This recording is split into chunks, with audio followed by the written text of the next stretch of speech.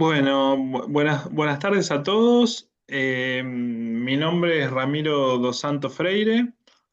Les doy la bienvenida en nombre de la Comisión de Ambiente y Urbanismo del Centro de Estudios de Derecho Financiero y Tributario de la Universidad de Buenos Aires. Así que muchas gracias a todos los presentes.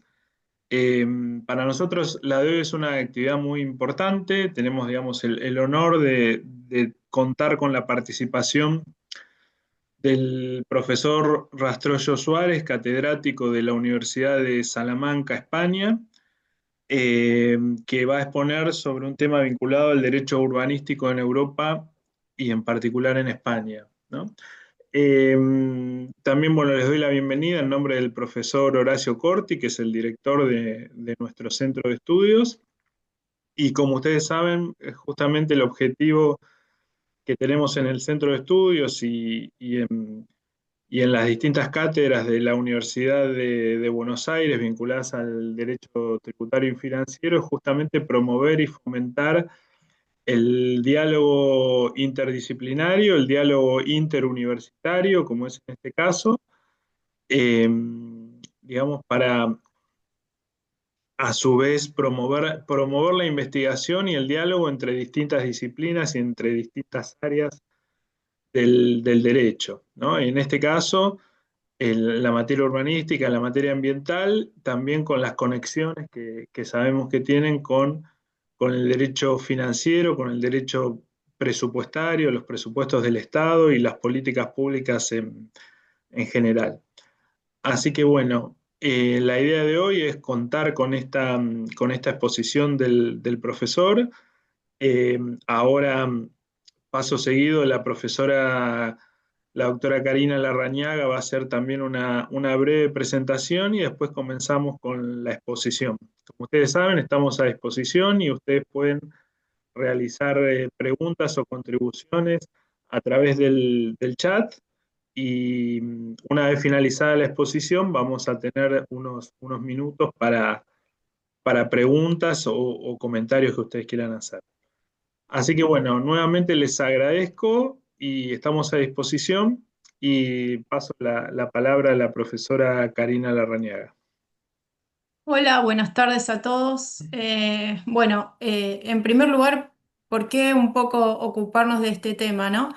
Lo que me pareció más relevante a nivel nacional, chequeando datos, es que en el caso de la Ciudad de Buenos Aires y la provincia de Buenos Aires, el 92% de la población de nuestro país vive en ciudades, con todo lo que esto implica y con el aditamento de que para el 2050 no solo la población mundial, sino la nacional tenderá a incrementarse en las ciudades. Entonces creo que el desarrollo de un tema como este es una cuestión fundamental, sobre todo para la calidad de vida, el desarrollo económico, social y ambiental de todos nosotros. Eh, en este caso contamos con la participación del doctor Juan José Rastrollo Suárez, que viene investigando este tema, a quien paso a presentar y cedo la palabra, quien va a poder ilustrarnos muchísimo mejor de esta temática. Bueno, en primer lugar, hago una breve presentación del doctor, que el doctor es catedrático de Derecho Administrativo de la Universidad de Salamanca, es doctor europeos por la Universidad de Salamanca y la Universidad de Coimbra en Derecho y es premio extraordinario de grado y doctorado. Es subdirector del Centro de Investigación para la Gobernanza Global y director del Máster en Democracia y Buen Gobierno. Ha sido profesor invitado en muchísimas universidades latinoamericanas y europeas. Dentro de las latinoamericanas, Universidad de los Andes, Politécnica de Gran Colombia, Nariño, El Rosario, Colombia, Simón Bolívar, Asunción del Paraguay. James Madison de Virginia, es consultor y docente de servicios públicos de distintas instituciones de América Latina, es miembro de los grupos de investigación State and Nation Making in American and Spain, Universidad de Princeton, Next Generation EU, Universidad de Salamanca, y colaborador de los grupos de investigación Tributo y Justicia en Sistema Penal y Criminología de la Universidad de Salamanca. Secretario de la revista Documentación Administrativa del Instituto Nacional de Administración Pública y sus principales líneas de investigación son la función pública, la contratación pública, el urbanismo y el medio ambiente en general, y la reforma y modernización de la administración pública en Europa y América Latina. Bueno, doctor Juan José Rastrollo, le cedo la palabra.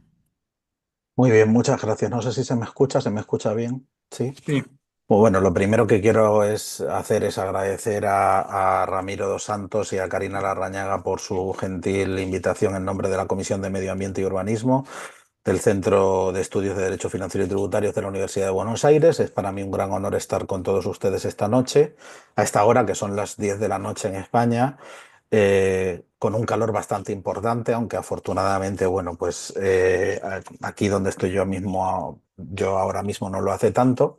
Y me he permitido hacer una pequeña presentación gráfica, visual, porque me parece que cuando se trata de una exposición sincrónica es especialmente importante, bueno, pues utilizar algún elemento gráfico para poder fijar la atención de la persona que está escuchando y además que sirva como ilustración a las ideas que se intentan transmitir, que siempre se transmiten con más dificultades de la distancia, ¿no? Yo entiendo que una exposición de este tipo, a tanta distancia, tiene que ser, si cabe, más participativa y más interactiva que una que se hace presencialmente. Así que, como bien decían anteriormente Ramiro y Karina, pues ustedes pueden en cualquier momento hacer las precisiones que consideren oportuno, interactuar conmigo, etcétera, etcétera, ¿no? Bueno, como decía anteriormente, mi exposición de hoy es Urbanismo Contemporáneo en Europa, Tendencias y Desafíos. Yo al principio pues dije un nombre muy rápidamente, hablé de España también, evidentemente España es una parte de Europa, pero sí que voy a prestar una especial atención a España porque, como ocurre en el caso de América Latina, donde vemos muy distintas realidades, porque desde Europa se comete en muchos casos la terrible estupidez de pensar que América Latina es un bloque homogéneo cuando Argentina no tiene nada que ver con Uruguay, aunque sean los dos países culturalmente más cercanos que puede haber, ni tampoco, por supuesto, con Paraguay, ni tampoco con Brasil, ni tampoco con Chile, ni tampoco con Bolivia, ni tampoco con México, ni tampoco con Nicaragua. Bueno, pues en Europa pasa algo parecido y si cabe todavía más señalado, porque las tradiciones culturales de los distintos países de Europa divergen más entre sí en algunos aspectos que las tradiciones culturales e históricas de muchos países de América Latina, que comparten en su gran mayoría una lengua y un origen de su ordenamiento jurídico común, que es fruto de alguna manera,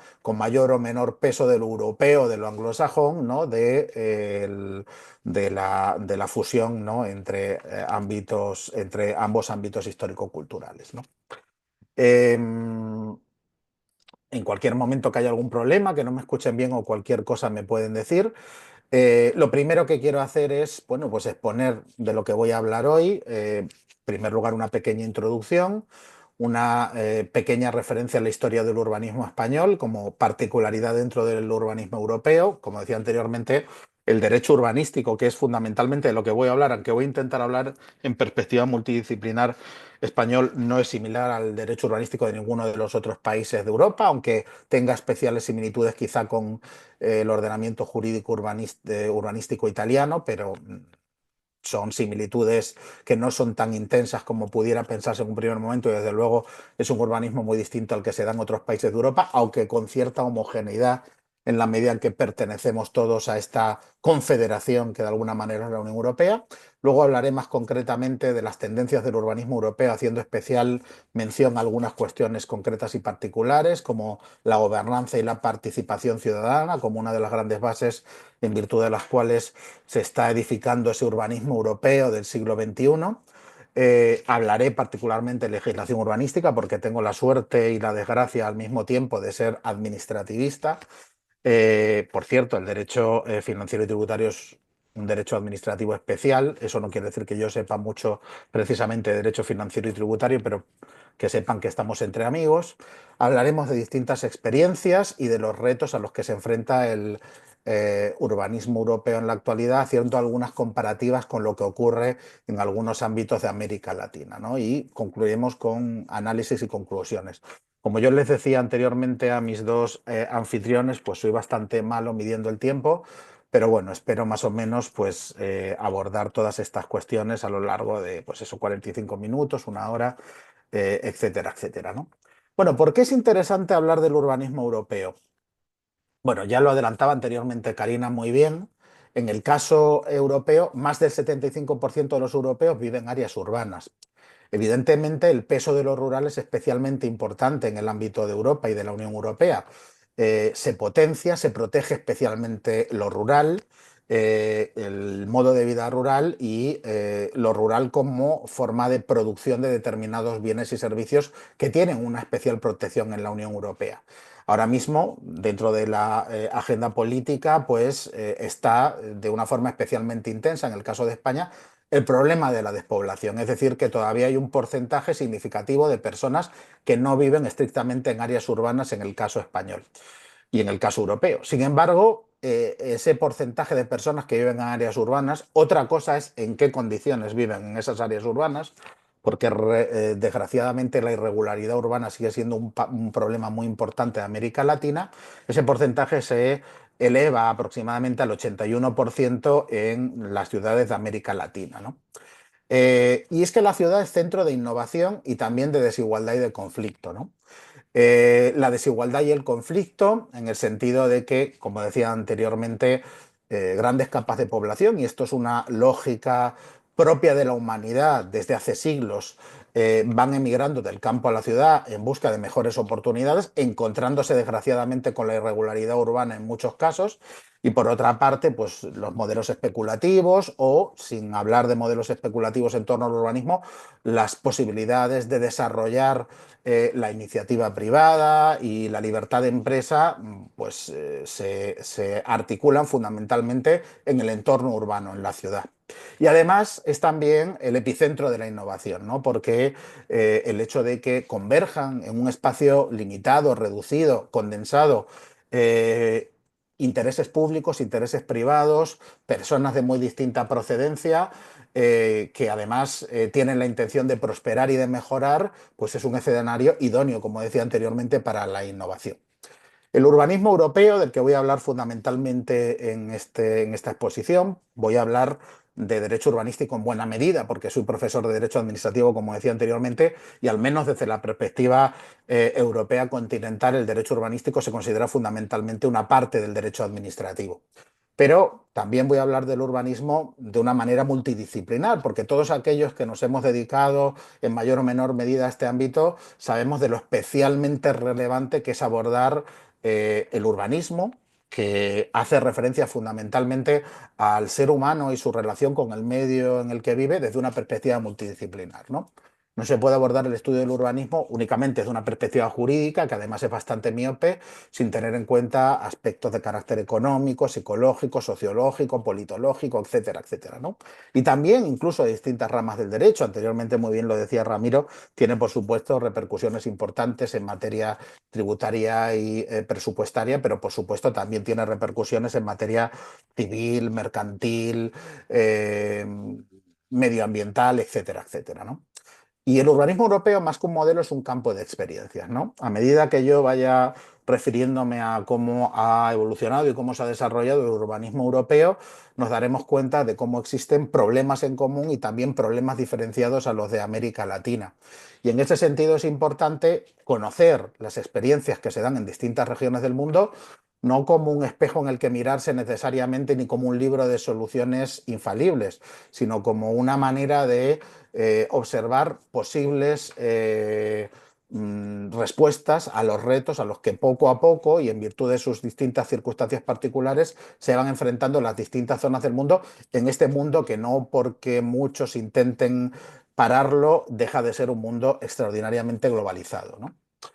Y por eso es interesante preguntarse si este urbanismo europeo que voy a mencionar a lo largo y que voy a relatar a lo largo de esta exposición, particularmente centrándome en el urbanismo español, da alguna clave para encauzar la evolución futura del urbanismo en otras partes del mundo, particularmente en América Latina, sin dejar nunca a un lado la plena convicción de que América Latina es una realidad absolutamente diversa y de que en las distintas partes de América Latina, incluso en las distintas partes de Argentina, porque ustedes saben que no son los mismos los problemas que podemos encontrarnos en Mendoza o en Córdoba o en Ushuaia o en la ciudad de Buenos Aires, son diversos, o en Mar del Plata o en Pinamar, son problemas urbanísticos muy diversos que atienden a circunstancias socioeconómicas, históricas y de otra índole muy distintas, ¿no? Imagínense lo que es esto a lo largo de un continente como puede ser Europa, como puede ser un continente aún más grande como lo es América Latina. Además,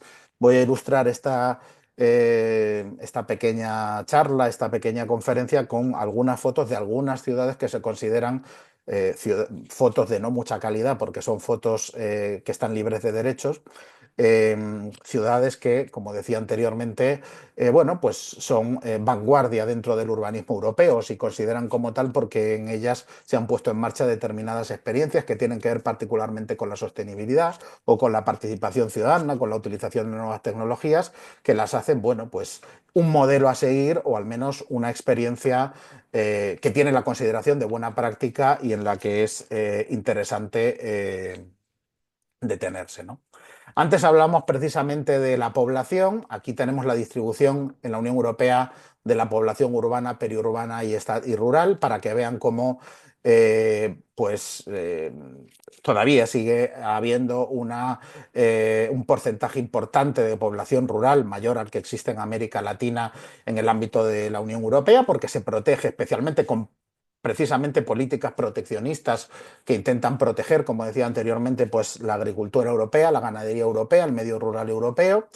Y bueno, pues como España, en comparación con el resto de países de de la Unión Europea, ha visto que el porcentaje de personas que han migrado del campo a la ciudad se ha hecho especialmente intenso. Además, en los últimos tiempos se han intensificado también los procesos migratorios de otros países, muchos de ellos de América Latina a España, y evidentemente esta población se concentra fundamentalmente en las ciudades, ¿no?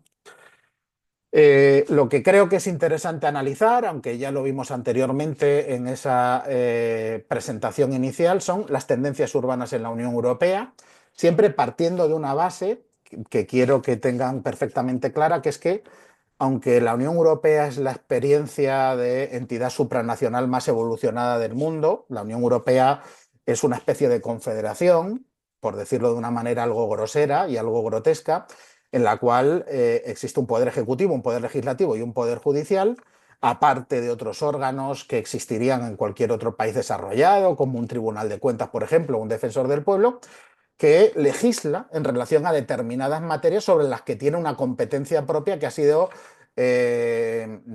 atribuida, que ha sido delegada por parte de los distintos países que forman parte de la Unión Europea, ¿no? Decimos que es una confederación y que no es una federación porque todavía uno se puede salir, ¿no? Es el caso británico, ¿no? Pues haciendo mucho ruido y con muchos conflictos y con muchos problemas, pero todavía es posible salirse. No es una federación como lo es Argentina o como lo es México o como lo es, por ejemplo, Venezuela o como lo es Estados Unidos o como lo es Alemania. Pero sí podría ser una especie de confederación que, como decía anteriormente, legisla sobre determinadas materias sobre las que tiene competencia y una de esas materias no es el urbanismo. Por lo tanto, cuando hablemos de urbanismo de la Unión Europea, de lo que vamos a hablar es de de determinadas normas, directivas o reglamentos o determinados instrumentos de soft law que han venido desarrollándose en la Unión Europea sobre materias sobre las que efectivamente tiene competencias, como fundamentalmente el medio ambiente, que tangencialmente afectan al urbanismo. Y por eso, de alguna manera, dibujan, modulan, condicionan la evolución de las políticas urbanísticas en los distintos países de la Unión Europea. Como se pueden imaginar, todos aquellos que ven a la Unión Europea desde fuera están especialmente relacionadas, como decía anteriormente, con el principio de sostenibilidad, con las nuevas tecnologías o con los objetivos de desarrollo sostenible.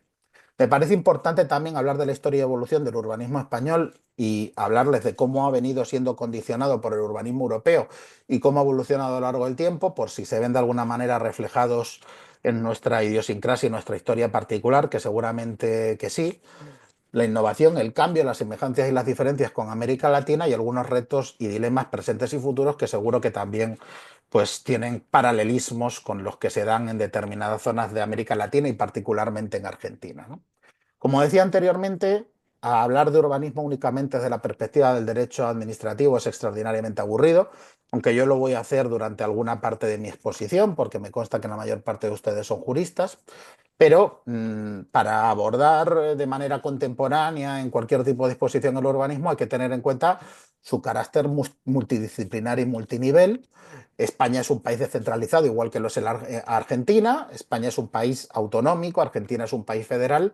El equivalente a las distintas provincias de América Latina serían las distintas comunidades autónomas, pero es que además en Europa nos encontramos distintos modelos de descentralización o de no descentralización territorial, ¿no? Por ejemplo, nos encontramos con casos como el de Alemania, que es un país federal que se podría equiparar en cuanto a nivel de descentralización a España o Argentina, pero hay un país unitario y centralizado muy importante en Europa, que es Francia, aunque bueno, se han producido tímidos intentos de descentralización en determinados ámbitos, uno de ellos el urbanístico, y otros países que solamente están parcialmente descentralizados, como es el caso de Italia o como es el caso de Portugal en relación a las Islas Azores o a Madeira, ¿no? En este urbanismo contemporáneo, al menos desde la perspectiva europea, es especialmente importante, aunque no se ha consagrado legalmente, pero no tanto materialmente, la gobernanza, la participación y la sostenibilidad, es decir, el abandono de las tradicionales fórmulas del diseño del urbanismo de una manera vertical y el impulso hacia nuevas formas de diseño de la ciudad en torno a la idea o al concepto del derecho a la ciudad, aunque no se formula tan fácilmente en esos términos, que sí aparecen, por ejemplo, en la Constitución ecuatoriana, y que se materializan en una serie de experiencias que pueden tener que ver, por ejemplo, con los presupuestos participativos, con distintas fórmulas de participación ciudadana, es decir, la búsqueda de lo comunitario, que también ha tenido su reflejo en la evolución del urbanismo en distintas partes de América Latina, sustituyendo, como decía anteriormente, a la planificación vertical que tradicionalmente es característica, al menos del urbanismo español y también del urbanismo italiano, ¿no? Y la necesidad de entender el núcleo urbano como una realidad con vida propia, porque esa realidad con vida propia que es la ciudad se adapta por sí misma y muchas veces, como ocurre con tantos ámbitos de la realidad, el derecho no puede anteponerse a la realidad a la que se tiene que enfrentar, sino que siempre va un paso por detrás o varios pasos por detrás de la realidad. Y cuando existen determinadas circunstancias como una guerra que produce grandes procesos migratorios, como una crisis sanitaria que implica el cambio en la forma de relacionarse de las personas, la ciudad automáticamente, en base a determinados instrumentos y mecanismos con los que cuenta, en base a la propia idiosincrasia con la que cuenta, de la que son artífices, por una parte sus gobernantes, pero por otra parte también sus ciudadanos, se adapta y se transforma, ¿no? A veces fuera de los límites, fuera de las capacidades que puede tener el legislador en un momento concreto y determinado. Como decía anteriormente, lo primero que voy a hacer va a ser hablar de la historia del urbanismo español, y para hablar de la historia contemporánea del urbanismo español me tengo que referir a la Ley del Suelo del año 1956, que es la primera norma que habla de carácter global, de cómo planificar la ciudad, ejecutar la ciudad y de lo que tiene que ver con la disciplina urbanística en la ciudad o en el núcleo urbano dentro de España, ¿no? Anteriormente, pues la legislación en materia de urbanismo era fundamentalmente dispersa. Y esta ley del urbanismo español de 1956 trae causa en buena medida de una ley italiana del año 1942, de la ley urbanística italiana, que es una ley fundamentalmente fascista. Y este urbanismo español que pervive hasta nuestros días es un urbanismo fundamentalmente fascista. No es algo que yo diga de manera peyorativa, sino que trato de llamar la atención aquí sobre cómo ese urbanismo que estaba diseñado desde 1956 y antes en la década de los 40 en Italia, lo que pretendía era una planificación de carácter piramidal e integral de todo el territorio urbano, ¿no?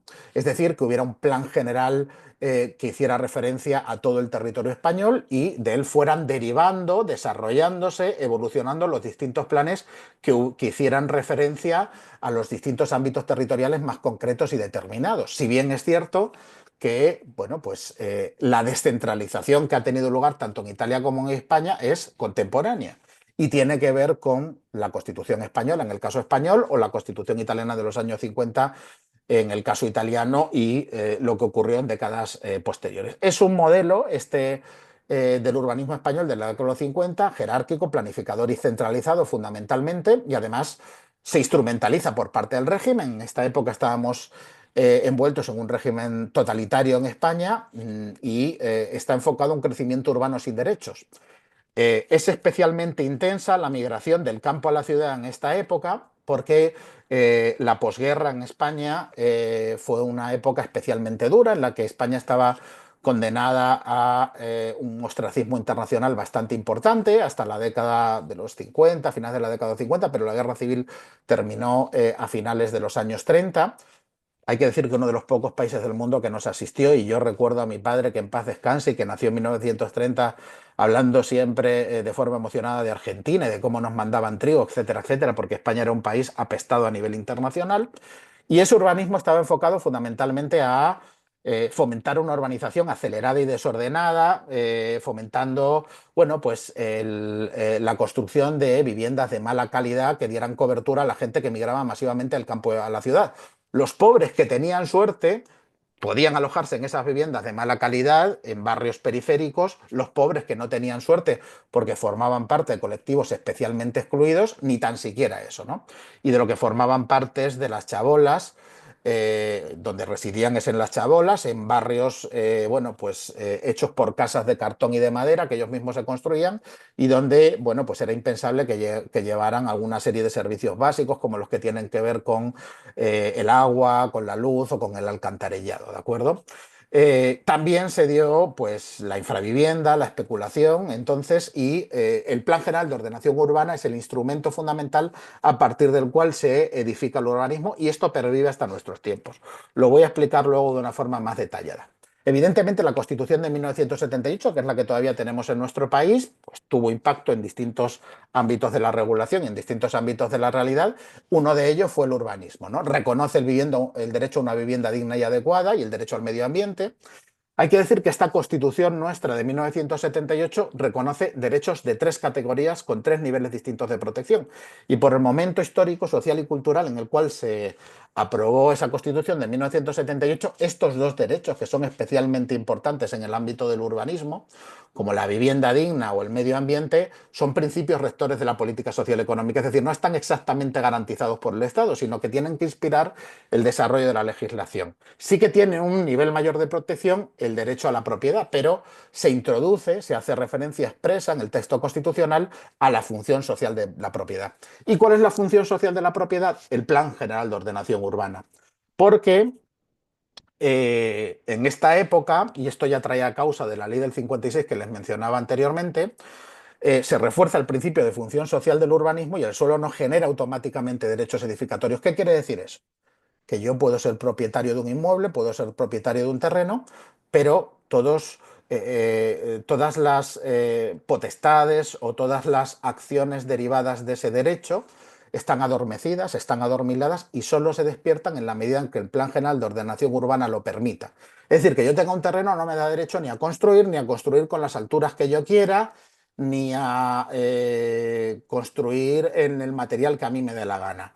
El hecho de que el Plan General de Ordenación Urbana permita que yo construya en mi territorio es lo que permite también que yo lo haga solamente en determinadas alturas, solamente a través o a partir del uso de determinados materiales, y siempre y cuando ceda una parte de ese terreno al conjunto de la comunidad, ¿no?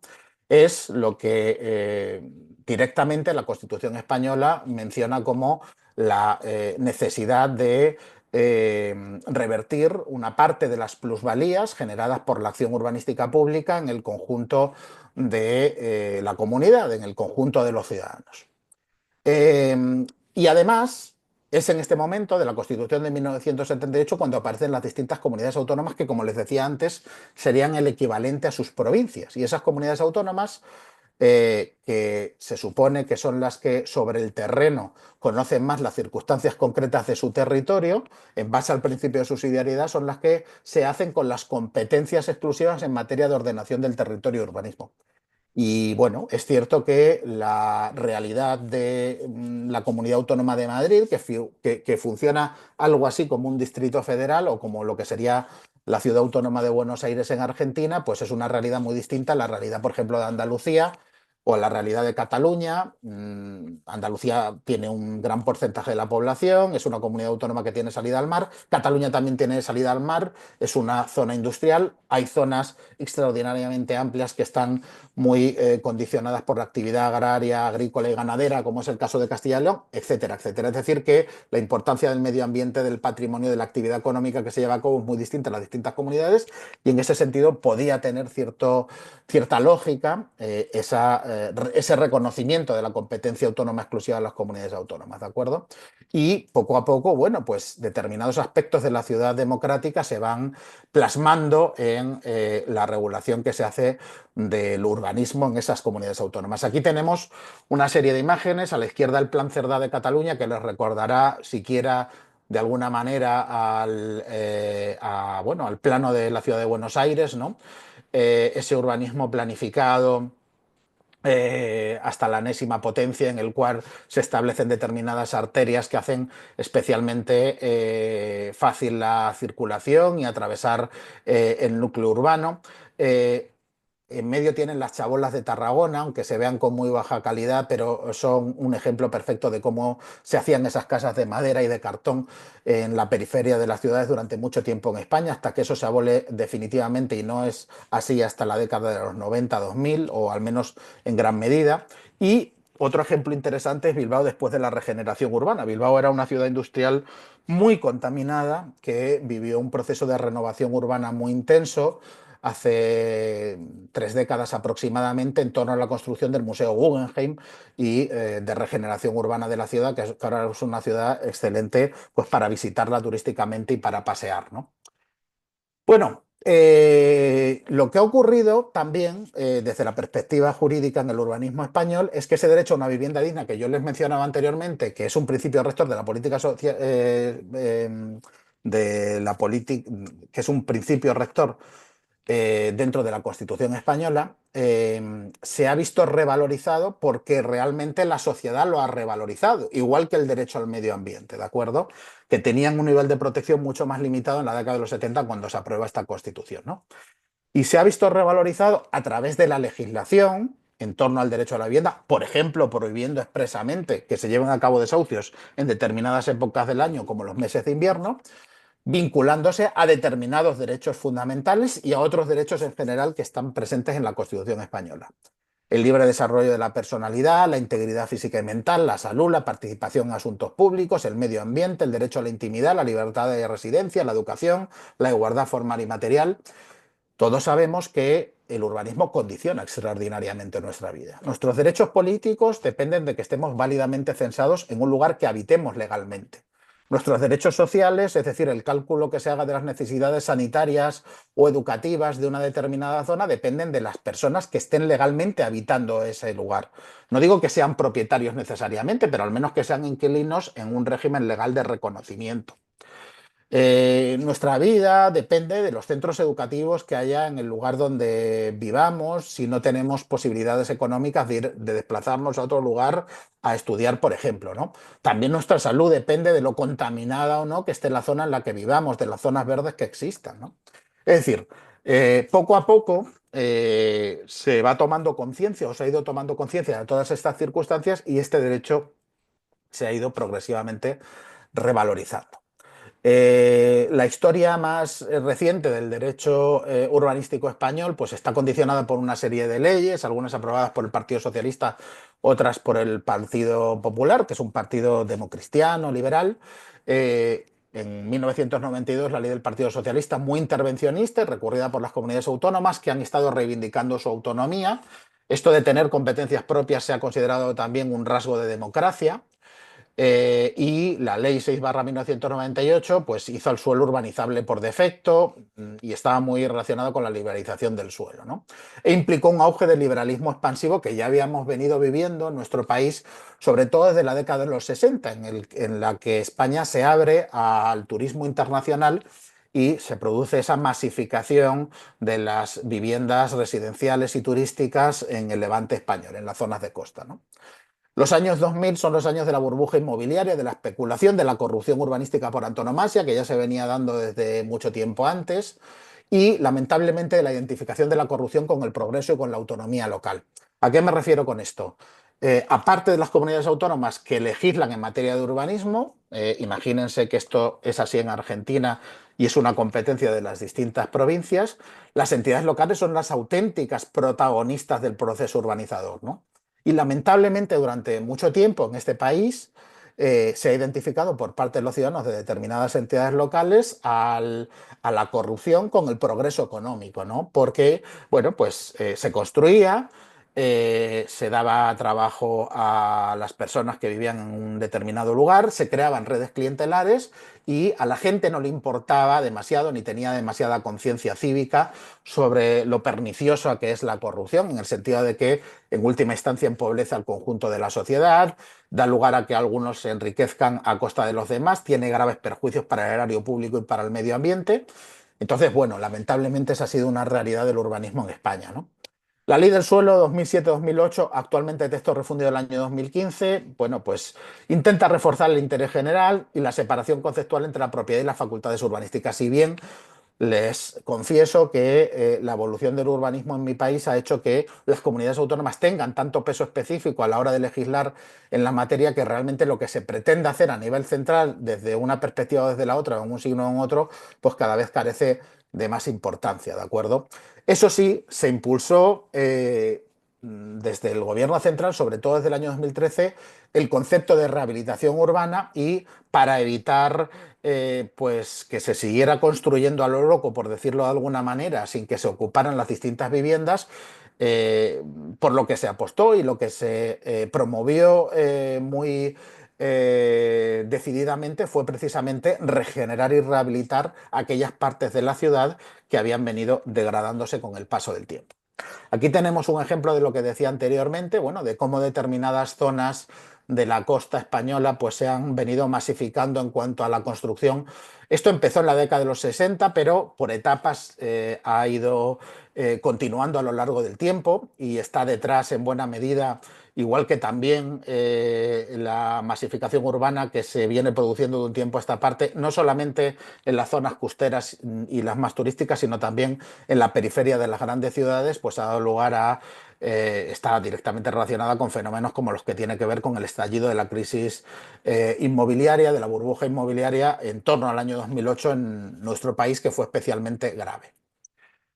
Bueno, por último, me gustaría destacar en torno al urbanismo español que ha pasado de ser una herramienta vertical autoritaria a cada vez ser más descentralizado y estratégico, y en él se ve una permanente tensión entre garantías de derechos, sostenibilidad y presiones de mercado. Fundamentalmente, el urbanismo en España se conciben como una confrontación entre una serie de ideas fuerza liberales que están presentes en la Constitución, como la propiedad o la libertad de empresa, que por supuesto tienen sus limitaciones intrínsecas, como es esa función social de la propiedad que mencionaba anteriormente, por una parte, y por otra parte, una serie de ideas fuerzas sociales que tienen que ver con derechos difusos o colectivos, que tienen que ser protegidos por los poderes públicos, y en base a eso es que se considera precisamente que la función urbanística es una función pública. Me refiero al derecho a la vivienda, al medio ambiente, al patrimonio histórico-artístico. Por eso, bueno, pues aquí destaco que existen 17 leyes urbanísticas, como 17 comunidades autónomas hay, más la legislación estatal básica, que cada vez es capaz menos de cambiar los cimientos y los fundamentos del urbanismo, porque está en manos fundamentalmente de las comunidades autónomas, pero que ha habido una serie de leyes, muchas de ellas de inspiración y por influencia europea, como la Ley 7/2021 de Cambio Climático y Transición Energética, que obligan a una planificación urbana vinculada al clima, o la Agenda Urbana Española 2030 del año 2019, que está a su vez vinculada con la Agenda Urbana Europea que mencionaremos posteriormente y que, bueno, pues obliga a darle nuevos enfoques al urbanismo autonómico, ¿no? Vinculados a la regeneración, que como decía anteriormente, viene funcionando fundamentalmente desde principios de la segunda década de este siglo, digitalización, participación. Y el Tribunal Constitucional pues es el que bueno, pues ha definitivamente refrendado esta distribución de competencias que por otra parte aparece en la propia Constitución, y el Tribunal Constitucional tampoco puede hacer mucho más que refrendarlo, ¿no? Bueno, explicado de una manera muy sintética y muy sencilla, lo que sí que quiero transmitirles sobre cómo se concibe, cómo se construye legislativamente el urbanismo en España, es que tiene fundamentalmente tres partes, ¿no? Es una mesa que tiene tres tres puntos de apoyo, ¿no? El planeamiento, la disciplina y la ejecución. ¿A qué se refiere cada una de estas partes? El planeamiento, la ejecución y la disciplina. Bueno, el planeamiento, y esto, como les decía anteriormente, es algo que viene desde el año 1956 y que tiene sus antecedentes, por ejemplo, en el Plan Cerdá o en el Gran Bilbao o en la planificación que a finales del siglo XIX se hizo de la ciudad de Madrid, que dio lugar a determinadas zonas como Arturo Soria. Está fundamentada, está desarrollada en torno al plan urbanístico, ¿no? Al Plan General de Ordenación Urbana que existe en todos los municipios que tengan un determinado número de habitantes. Entonces, en todos los municipios con un determinado número de habitantes, y este es un paralelismo que existe también hasta cierto punto con la legislación italiana y con la francesa, y que se aprueba autonómicamente, por lo menos en la mayor parte de las comunidades autónomas, se desarrollan otra serie de instrumentos, estos son instrumentos reglamentarios, no tienen rango de ley porque se aprueban por el municipio y tienen distintos rangos jerárquicos, es decir, el Plan General de Ordenación Urbana estaría en la cúspide de la pirámide y luego nos encontraríamos planes de distinto tipo, parciales, especiales, estudios de detalle, que se aprueban estos ya localmente. Y así iríamos descendiendo hasta los instrumentos de planeamiento de carácter más básico, ¿no? Y que están proyectados sobre el polígono, la unidad de actuación, que es, como decía anteriormente, el ámbito territorial más básico sobre el que se proyecta el urbanismo a nivel local. Todo esto, aunque requieren la cuota más alta de su aprobación por la comunidad autónoma, sería, digámoslo así, un ordenamiento jurídico urbanístico reglamentario que rige individualmente en cada uno de los distintos municipios que tienen ese Plan General de Ordenación Urbana. Eso es el planeamiento. ¿Y a qué nos referimos cuando hablamos de ejecución? Bueno, nos referimos fundamentalmente a materializar, a llevar a la práctica lo que dice el planeamiento. Y para eso necesitamos, en la mayor parte de los casos, la participación de los propietarios o la participación del sector privado, del capital privado, ¿no? Por eso se dan una serie de sistemas de ejecución urbanística que hacen especial incidencia bien en la participación voluntaria de los propietarios de terreno, que forman lo que se llama la Junta de Compensación, que es un órgano de naturaleza híbrida que puede solicitar al ayuntamiento el ejercicio de la potestad expropiatoria, por ejemplo, sobre aquellos propietarios que no quieran voluntariamente formar parte del proceso urbanizador, o lo que es básicamente un concurso que se ha venido a llamar, aunque este nombre está bastante desterrado de nuestro ordenamiento jurídico, agente urbanizador en muchos territorios, en muchas comunidades autónomas, en muchos municipios, que básicamente es un concurso público a partir del cual se selecciona un urbanizador para que lleve a cabo esa transformación urbanística. Esto sería la ejecución. Y por último tendríamos la actividad de disciplina urbanística, que no es otra cosa que la policía en el ámbito del urbanismo, ¿no? La policía, ya saben ustedes que dentro de la actividad pública, dentro de la actividad llevada a cabo por el sector público, por la administración pública y desde la perspectiva del derecho administrativo, es aquella actividad tendente a mantener el orden público. Y el orden público se puede mantener preventivamente mediante la concesión de licencias y autorizaciones, a través del control y también represivamente mediante la imposición de sanciones, ¿no? Básicamente, el esquema del urbanismo español que ahora se desarrolla por cada una de las 17 comunidades autónomas es este. La aprobación del planeamiento y de toda su reglamentación de desarrollo, siendo el plan urbanístico también un reglamento. El establecimiento de sistemas de ejecución que permiten en la mayor parte de los casos la participación del capital privado en el proceso de materialización de lo que dice el plan. Y en última instancia, la disciplina, que es la policía urbanística, es decir, el control preventivo y represivo de la actividad urbanística. Claro, dense cuenta de que estamos hablando de un mercado regulado. ¿Y qué es un mercado regulado? Pues un mercado en el que existen determinadas condiciones y que en muchos casos se caracteriza porque existe riesgo de monopolio u oligopolio, porque están en juego determinados derechos fundamentales especialmente relevantes, porque existen distorsiones que evitan que la libre confrontación entre la oferta y la demanda dé lugar a los precios más ventajosos para los consumidores. Pero estamos en un mercado regulado que tiene una circunstancia particular, que no está regulado por ninguna superintendencia, por ningún instituto, por ninguna agencia independiente que se dedique a regularlo, ¿no? De forma autónoma y sin ninguna vinculación política, sino que está regulado por el ayuntamiento. Y el ayuntamiento, la municipalidad, es un órgano político. Y ese órgano político es el que tiene, porque dense cuenta, quienes transforman el suelo, quienes participan activamente en la actividad urbanística, y necesariamente es así, son los operadores privados. Y esos operadores privados no son tantos, sobre todo cuando estamos hablando de un ámbito territorial concreto y reducido, ¿no? Y que el ayuntamiento, por mucho que pretenda actuar objetivamente, siempre va a estar condicionada por el sesgo político de quien gobierna en cada momento, ¿no? Eso hace que la actividad urbanística, en la que hay bastante dinero en juego, puede llegar a haber bastante dinero en juego, pues sea una actividad extraordinariamente vulnerable a la corrupción, a que se den supuestos de corrupción, ¿no? Eh, es bastante posible, incluso está tácitamente permitido por parte de la legislación, o ha sido así durante mucho tiempo, que se utilice la elaboración de una norma, porque un reglamento es una norma, o el ejercicio de una potestad administrativa, como las que tienen que ver con la adjudicación de una licencia, una autorización o con la imposición de una sanción, en favor de determinados intereses privados, ¿no? Y lamentablemente esto es, pues diría yo que el meollo desde la perspectiva jurídico-administrativa del urbanismo, ¿no? Sobre qué repensar el urbanismo. Bueno, esto por una parte con respecto al urbanismo español. Luego lo recuperaremos, ¿no? Espero que les haya quedado más o menos claro. Es una explicación muy sintética. Esto podríamos estar hablando largo y tendido, pero más o menos para que vean a qué me estoy refiriendo, que es un modelo que, como decía anteriormente, no se reproduce exactamente en ningún otro país de Europa, pero tiene ciertos paralelismos, ciertos mimetismos con lo que se da, por ejemplo, en Italia, ¿no? Bueno, el urbanismo europeo. Yo les decía antes, Europa es una especie, o la Unión Europea, mejor dicho, es una especie de confederación. Los distintos países hemos, bueno, cedido una parte de nuestra soberanía a esa entidad supranacional, perdón, que emite normas sobre determinadas materias sobre las que tiene competencia. Y ninguna de esas competencias tratan sobre el urbanismo, pero sí tratan sobre el medio ambiente.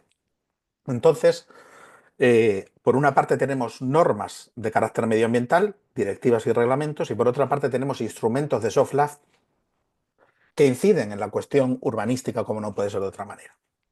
Uno de ellos, desde luego, es la Carta de Leipzig, última modificación del año 2020, y la Agenda Territorial 2030, que habla de la necesidad de perseguir en las políticas urbanísticas de los distintos países de la Unión Europea una ciudad verde en torno al concepto de sostenibilidad, que tiene un fuerte arraigo en la legislación medioambiental de la Unión Europea desde hace muchas décadas.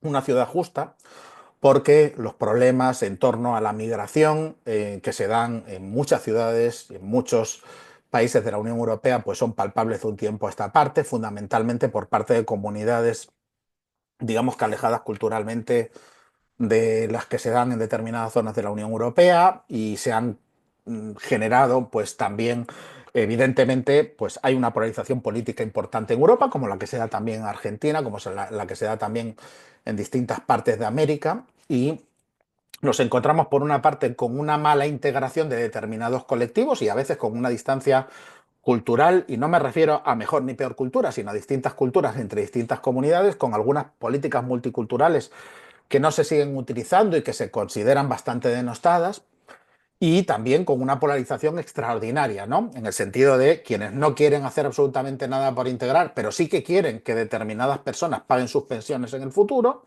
y otros que tampoco tienen ninguna idea práctica sobre cómo integrar efectivamente a esas personas que tienen que integrarse en una determinada sociedad, ¿no?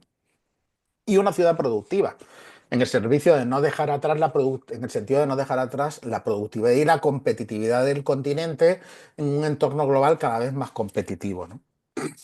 Y voy a pasar a referenciarles algunos de estos instrumentos que no son exactamente normas, excepto la última que voy a nombrar, que es la directiva Inspire, que eso sí que es una norma, es una directiva, pero lo demás son fundamentalmente instrumentos de soft law que tienen reflejo posteriormente en la norma que se aprueba en los distintos países de la Unión Europea, ¿no?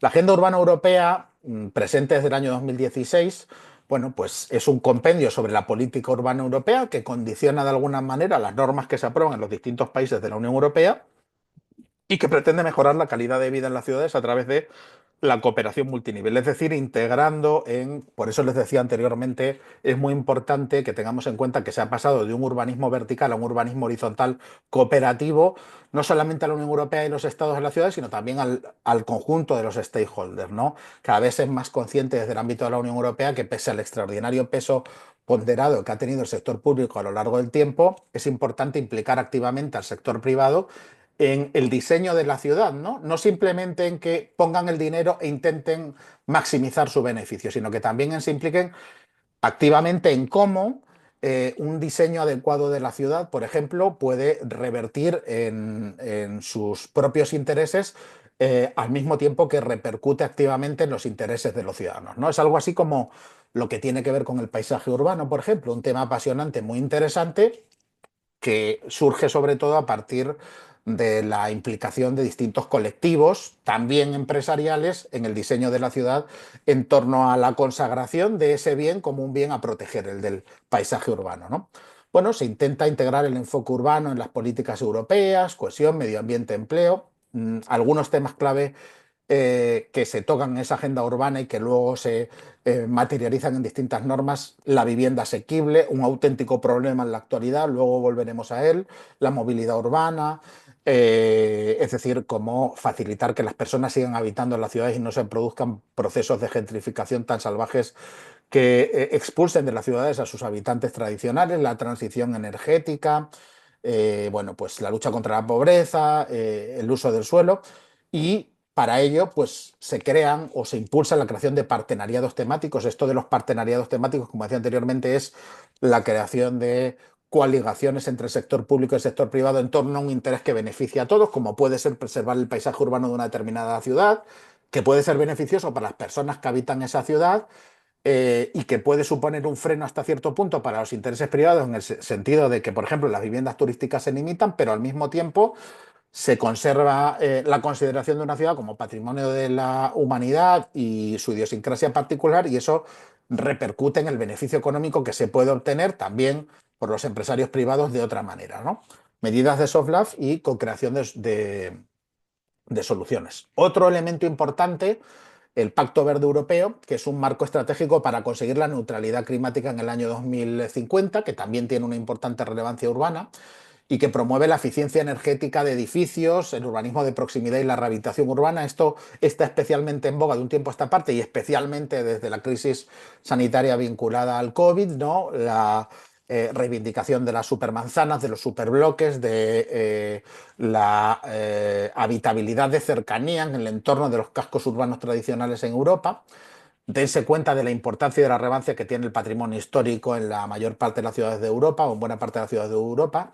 Una serie de instrumentos asociados como la Renovation Wave o Climate Neutral and Smart Cities Mission, impulso a las Smart Cities, luego hablaremos particularmente de ellas, y la implicación local a través de fondos europeos. Hay una serie de fondos particularmente que son los fondos Next Generation que aparecen en la Unión Europea después de la crisis sanitaria del año 2020 y que están impulsados y que están orientados fundamentalmente a la reconstrucción de Europa después de ese momento económico tan difícil y tan complicado y se articulan en base a una serie de políticas tractoras y algunas tienen que ver precisamente con la regeneración urbana en torno a esta serie de principios, ¿no? Otro aspecto que quería destacar es la nueva Bauhaus europea, porque aunque lo que se quiere es regenerar en torno a la participación ciudadana, la sostenibilidad, la utilización de las nuevas tecnologías, la integración, no se quiere dejar a un lado lo que tiene que ver con el diseño y la estética, ¿no? Y precisamente es donde entra esto de la nueva Bauhaus europea, ¿no? Que pretende conectar el Pacto Verde con el diseño y la estética urbanas. Su lema es Beautiful, Sustainable Together y bueno, tiene una serie de principios, estética, sostenibilidad y cohesión social. Se aplica a través de proyectos piloto, convocatorias a municipios y redes de aprendizaje. Esto, más que otra cosa, es un compendio de buenas prácticas que ustedes pueden buscar en Internet y que se concreta en determinadas zonas de determinadas ciudades, aunque luego haremos referencia a algunas de ellas, más allá de Copenhague, que mencionamos anteriormente.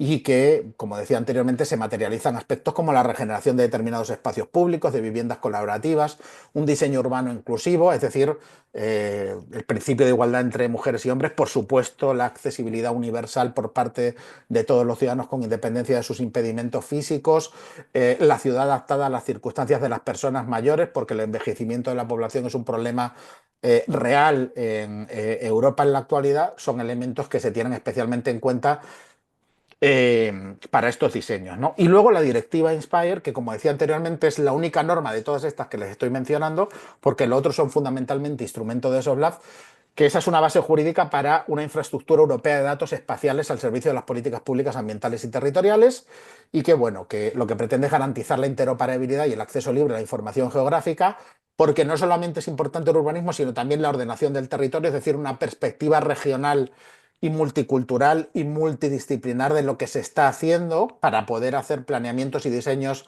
no de corto alcance, sino a largo plazo y que sean efectivos, y que su impacto urbano está basada en una planificación fundamentada en datos abiertos, porque está además conectado con la política de datos abiertos, mapas de riesgos, indicadores urbanos armonizados, bueno, pues para hacer para tener una perspectiva general de cómo va evolucionando el urbanismo en toda la Unión Europea, ¿no? Y que obliga a las administraciones a compartir estos datos georreferenciales según estándares comunes, ¿no? En esto ha incidido especialmente esa directiva Inspire, ¿no?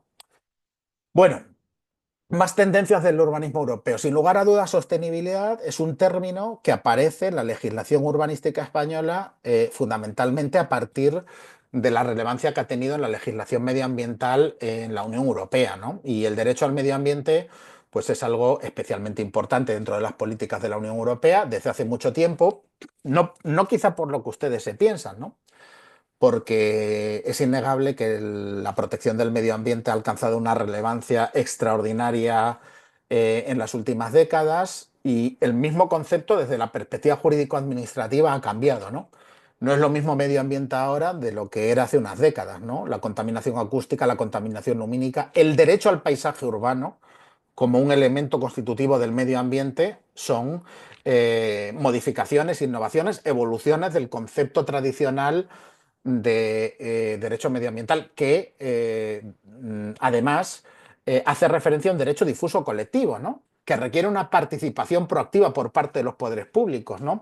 Que requiere acciones preventivas dentro del ámbito de la policía, ¿no? Como la evaluación ambiental previa al inicio de actividades económicas, un derecho sancionador que evite que salga más rentable contaminar que no hacerlo, que realmente persiga la reparación de aquel perjuicio que se genera, múltiples dimensiones en múltiples aspectos. Bueno, y tiene su reflejo en el ámbito de la Unión Europea y del software de la Unión Europea, en el Pacto Verde Europeo que anteriormente mencionábamos y la Agenda 2030, que persiguen fundamentalmente la reducción de la huella ecológica, el incremento de la eficiencia energética y la movilidad limpia, y también la renaturalización de determinados espacios urbanos, ¿no? Esto lo pueden ver en múltiples ciudades de Europa, que están cambiando en ese sentido su paisaje, incluyendo corredores verdes, techos vivos, parques productivos. Esta ya es una realidad en la mayor parte de las grandes ciudades de Europa, y las principales políticas urbanas que se están llevando a cabo de un tiempo a esta parte pues tienen esta dirección. Aquí tenemos dos ejemplos, Estocolmo y París, dos ejemplos de ciudades históricas europeas que son especialmente reconocidas precisamente por este giro verde que han tenido de un tiempo a esta parte, pues a partir de, como decía anteriormente, el establecimiento de corredores urbanos, de zonas verdes plenamente integradas en la ciudad, de jardines verticales, etcétera, etcétera. Otro elemento que también es clave dentro de las tendencias del urbanismo europeo y que ya hemos visto reflejado en la evolución del urbanismo español desde el año 2013 con la Ley de Rehabilitación y Regeneración Urbana que yo antes les mencionaba, es la rehabilitación frente a la expansión, ¿no? La ciudad construida como foco central de políticas urbanas, es decir, antes de seguir fomentando un urbanismo especulativo que dio lugar al colapso económico hasta cierto punto en torno al año 2008 en el caso de nuestro país, y teniendo en cuenta la importancia y la relevancia que tiene el patrimonio histórico y que el modelo urbanístico europeo ha sido siempre el de la ciudad compacta, frente a la ciudad expandida característica de América, bien sea América del Norte, bien sea América del Sur, pues la ciudad construida como foco central de las políticas urbanas, la regeneración y la rehabilitación como principal elemento constitutivo del desarrollo de políticas públicas con contenido urbanístico, ¿no? Y en ese sentido, fin de una cierta lógica expansiva que se siguió a finales del siglo XX y principios del siglo XXI, que tenía que ver, bueno, pues con un capitalismo bastante agresivo que se estaba desarrollando en Europa, se ha vuelto otra vez a ese modelo compacto que es el característico del urbanismo europeo desde hace muchas décadas, que es tradicional dentro del urbanismo europeo y que está a su vez ligado a la rehabilitación energética, a la accesibilidad, a la cohesión social. Y precisamente la legislación y los fondos europeos, como esos que les mencionaba anteriormente, como los que tienen que ver con los Next Generation, con el resarcimiento del continente europeo después de la crisis sanitaria del año 2020, han ido orientados en esa dirección y han ido condicionando el urbanismo en ese sentido. Un ejemplo del paso del declive industrial, yo antes les ponía otro que era la ciudad de Bilbao en el norte de España, pero Leipzig en Alemania, una ciudad preciosa que les recomiendo mucho que visiten, aunque no es tan conocida para el turista que va a Alemania desde fuera, pero Leipzig pues es una gran referencia y es un gran ejemplo del paso del declive industrial a la regeneración urbana a partir de la rehabilitación, ¿no? Ahí tenemos un mural urbano en la ciudad de Leipzig, ¿no? Que está muy regenerada en torno a esa idea, ¿no?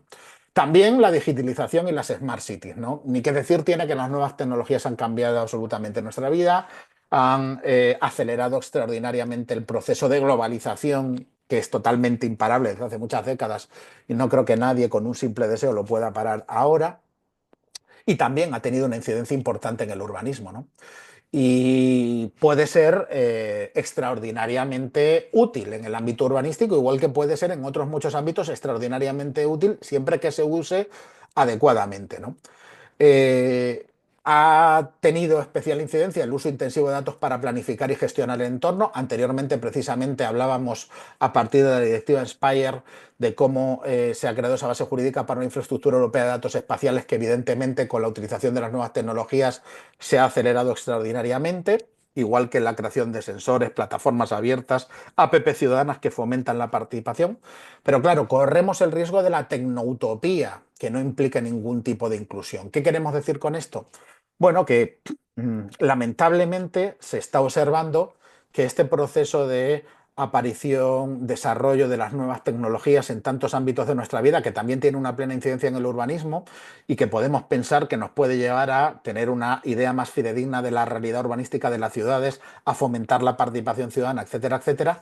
Si no se hace adecuadamente, en última instancia, lo que fomenta es fundamentalmente el individualismo y el aislamiento de múltiples colectivos. No solamente los que no están familiarizados con el uso de las nuevas tecnologías, sino que, y no es cuestión de que me ponga aquí a hablar de la inteligencia artificial y los grandes desafíos que implica su utilización, también una inteligencia artificial mal diseñada está bastante claro que puede fomentar fundamentalmente ese aislacionismo y ese individualismo exacerbado y el acrecentamiento de los prejuicios que todos tengamos sobre también la ciudad en la que vivimos, ¿no? Y esto es importante tenerlo en cuenta a la hora de diseñar esas políticas urbanas y su proyección en relación al urbanismo que queremos diseñar en el futuro, ¿no? Aquí tenemos algunos ejemplos de ciudades que tienen la consideración de Smart City dentro de la Unión Europea y que han puesto en marcha políticas tecnológicas que han impulsado decididamente la participación ciudadana en el diseño de las ciudades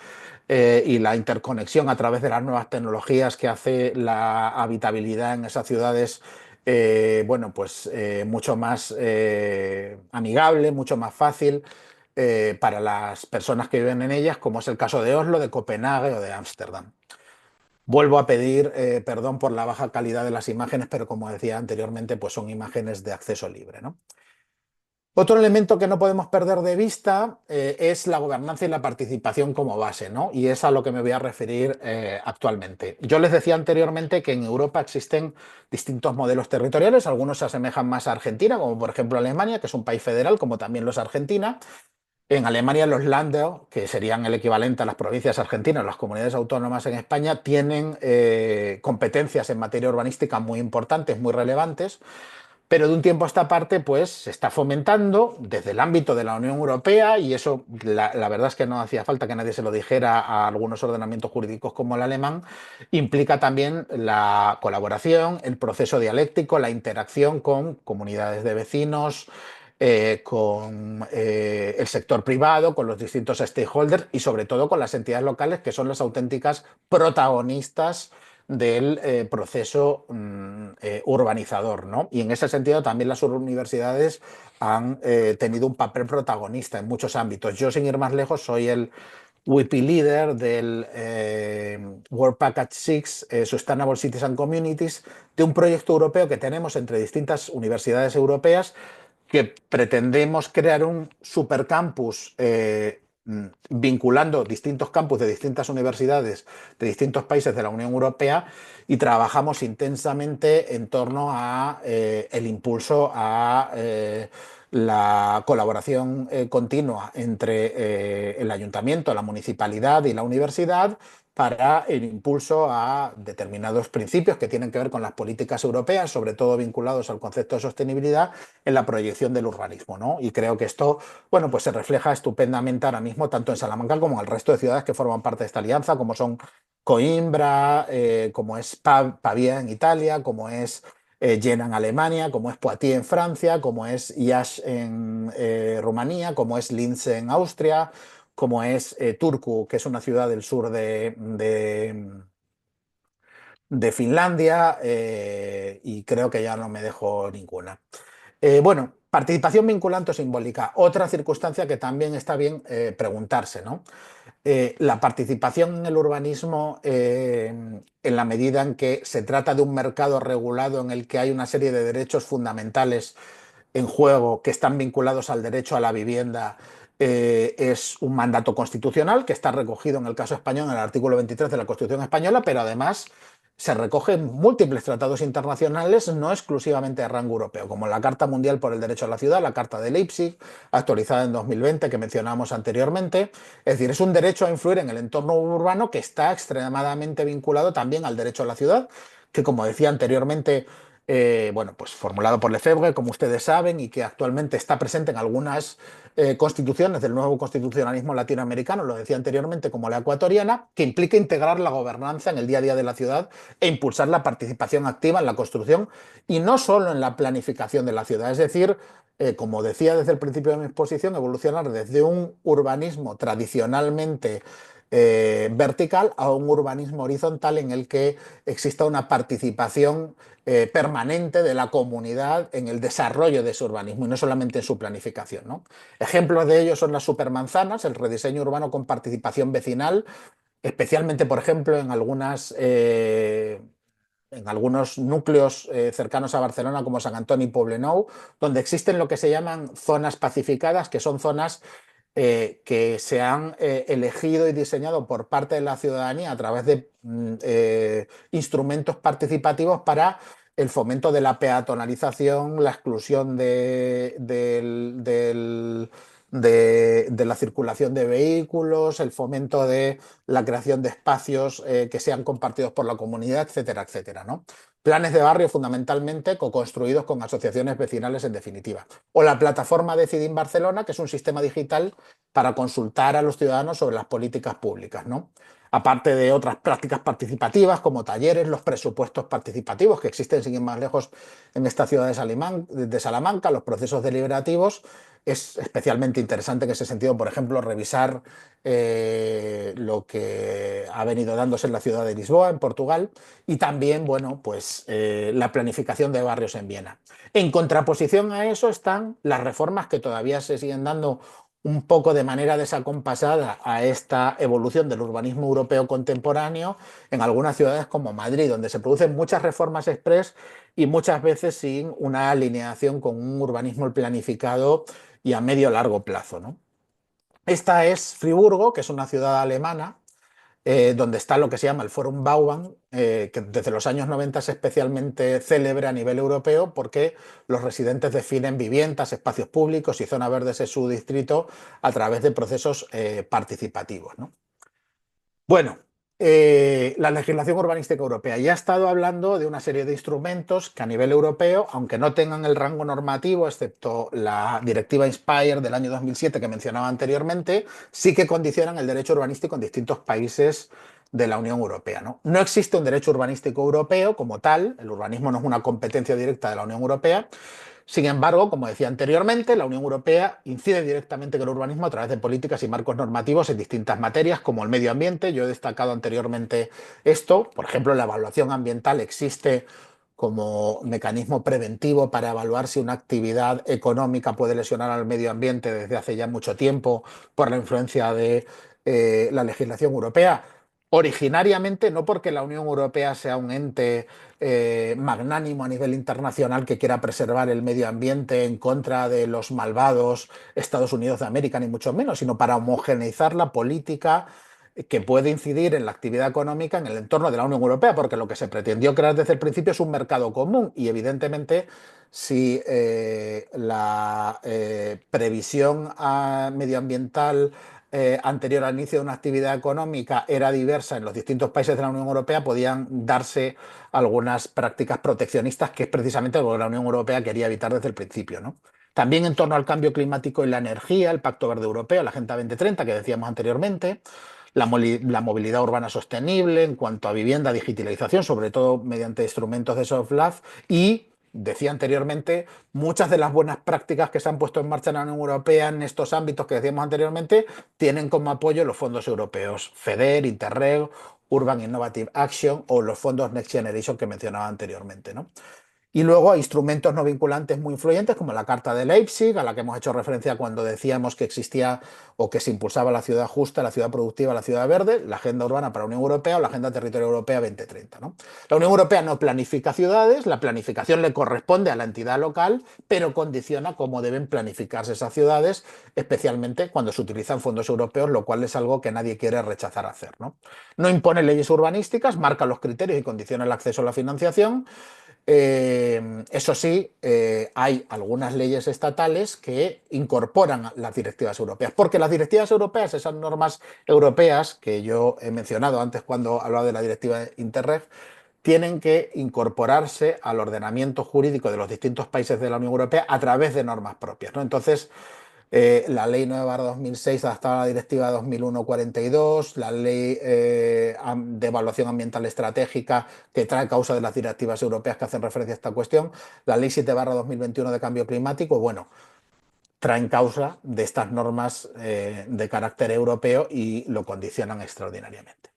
Y ahora voy a hablar de algunas experiencias en algunos países concretos de la Unión Europea, ¿no? Simplemente para darles una pequeña referencia comparada de lo que se ha producido en distintos países de la Unión Europea, concretamente en Alemania, en Francia y en Italia, ¿no? Porque de España yo creo que ya he hablado bastante, ¿no? En Alemania, como les decía antes, existe un modelo descentralizado, los Länder, que son el equivalente a las provincias, tienen mucha autonomía y existen importantes diferencias regionales, ¿no? Claro, esto bien entendido en base al principio de subsidiariedad, hay realidades distintas en los distintos territorios y por eso el urbanismo tiene que ser distinto, está muy bien. Lo malo es que precisamente en España, como yo les mencionaba anteriormente, a veces las legislaciones urbanísticas lo que han impulsado es pues una especulación atroz, incluso una competencia interterritorial por la atracción de inversiones de carácter financiero, ¿no? Por eso es importante que esto del principio de subsidiariedad y la descentralización sea de alguna manera bueno, pues atemperado por el principio de eficacia, ¿no? Y que debe de regir a nivel nacional y el derecho a ser tratado con igualdad de todos los ciudadanos que tienen la nacionalidad de un determinado país, ¿no?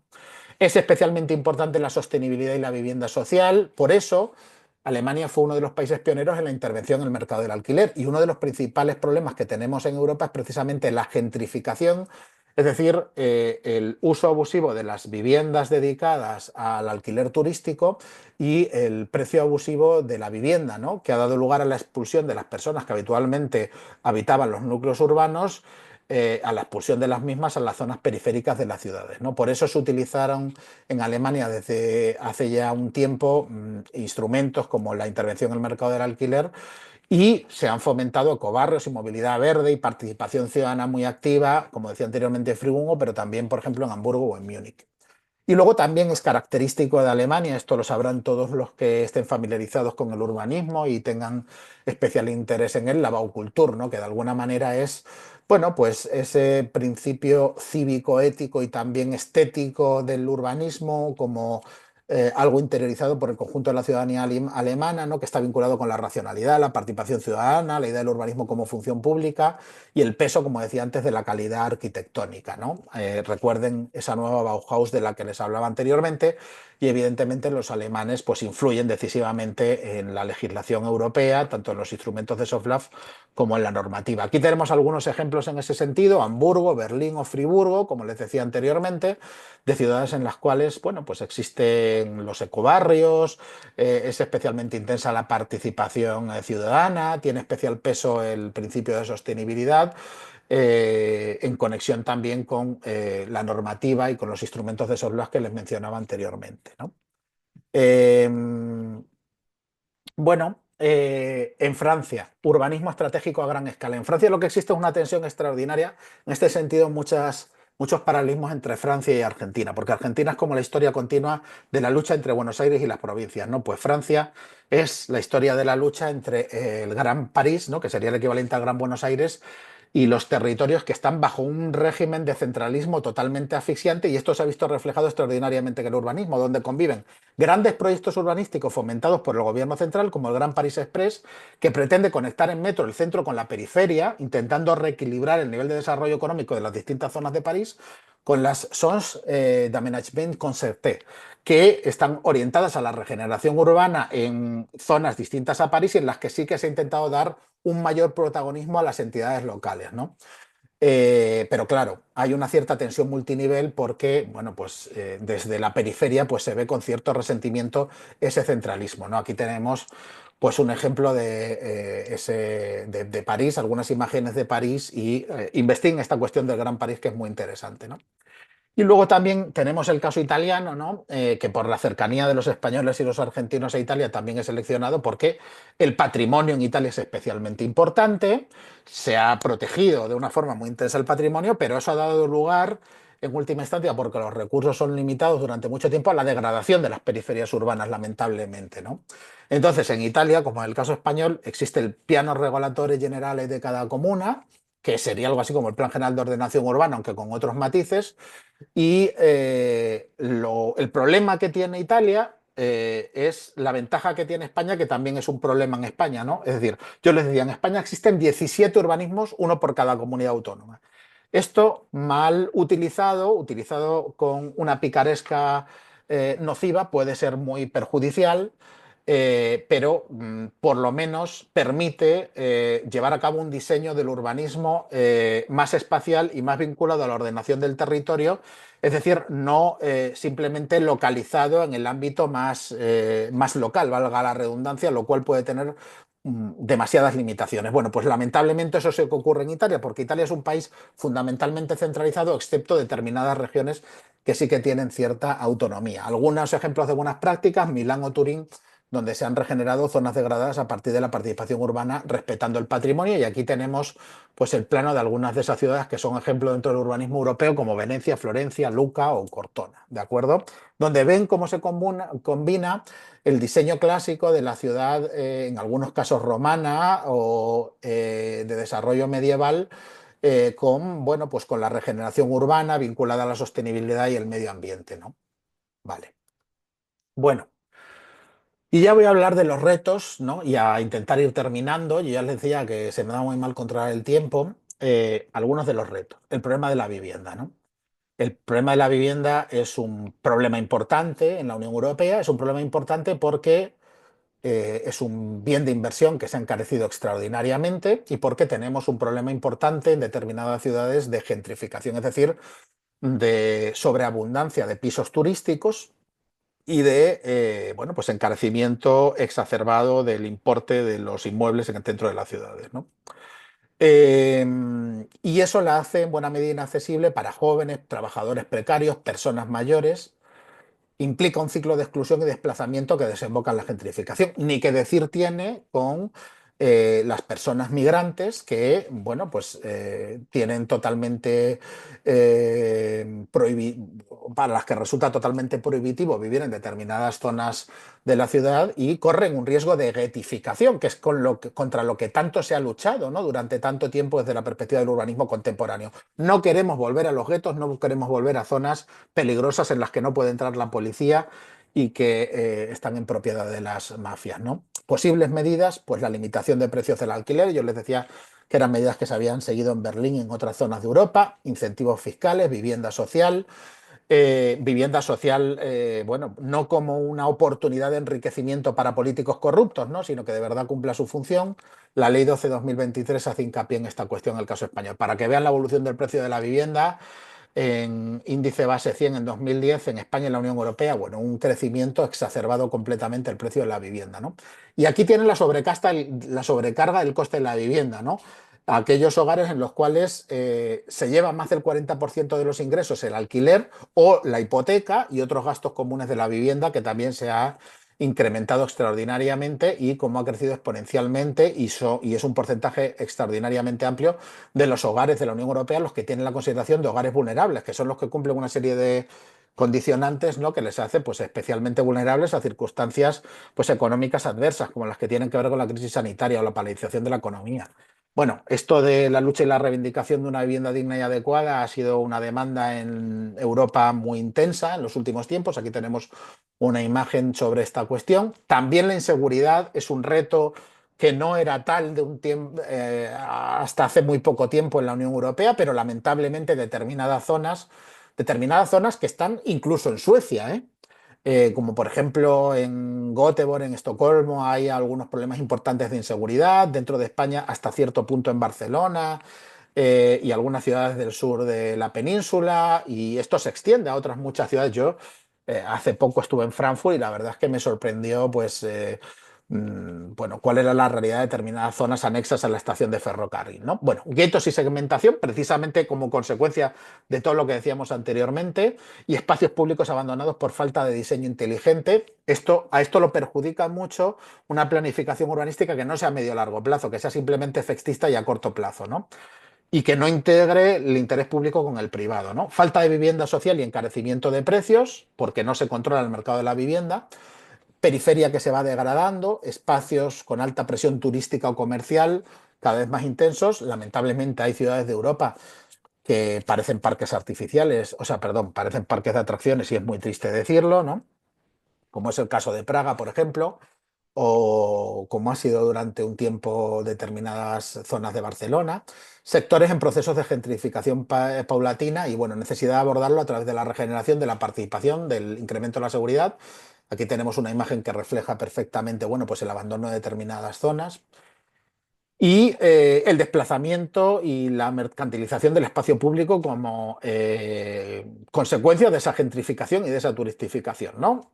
Pisos turísticos, zonas tensionadas, ejemplos en España, en Barcelona, Valencia o Málaga.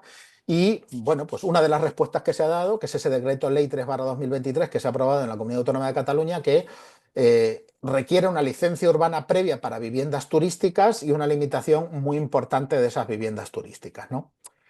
Nuevas tecnologías como oportunidad, es complejo diseñarlas adecuadamente y lo que no podemos es pensar que no se tienen que regular adecuadamente su diseño y su uso para no caer en ese fenómeno que yo mencionaba anteriormente, ¿no? De pensar que estamos en una utopía tecnológica que no nos está solucionando absolutamente nada, sino que lo que está creando en última instancia es más aislamiento y más individualismo, ¿no? Necesidad de integración de la naturaleza en la ciudad como base de la sostenibilidad, corredores verdes, huertos urbanos como premisa para el desarrollo de un urbanismo futuro que se dan en algunas de las ciudades que hemos ido mencionando, ¿no?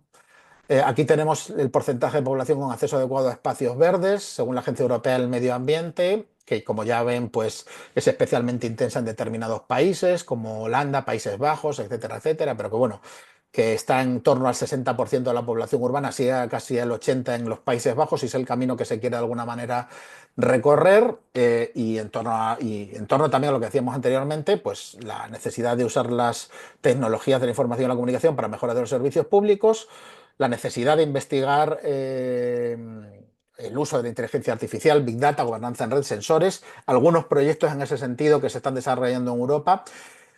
Horizon Europe, Smart Cities Marketplace, Pacto Verde, fundamentalmente hacen referencia a determinadas buenas prácticas, experiencias de éxito que yo les he ido enseñando a lo largo de esta exposición sucintamente. Importante no caer en esa tecnolatría que les mencionaba anteriormente, ¿no? Bueno, lecciones aprendidas y comparativas con América Latina. Bueno, Europa apuesta por modelos sostenibles, integrados y digitalizados.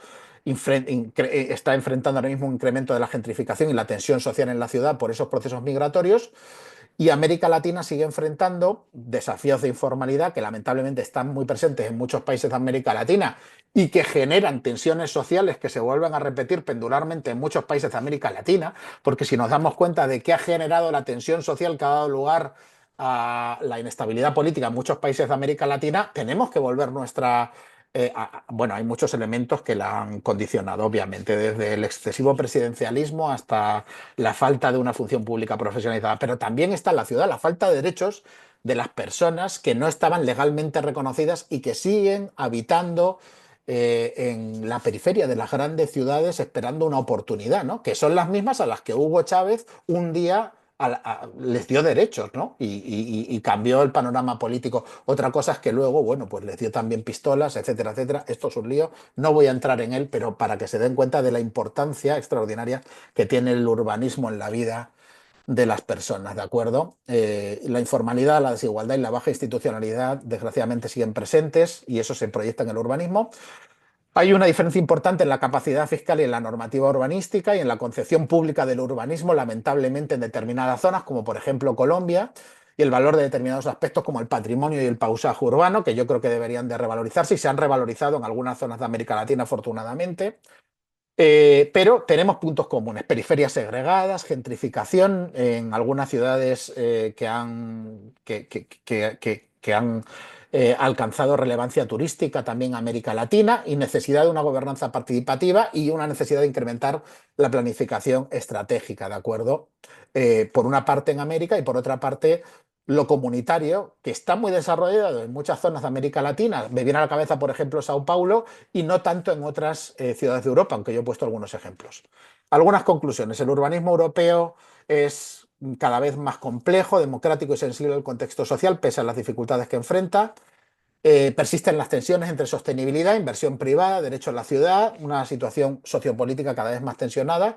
Los marcos normativos se intentan adaptar lentamente a nuevos desafíos, aunque, como yo decía desde el principio, el derecho y por supuesto el urbanismo van por detrás de los modelos urbanos que se adaptan a la realidad de cada momento.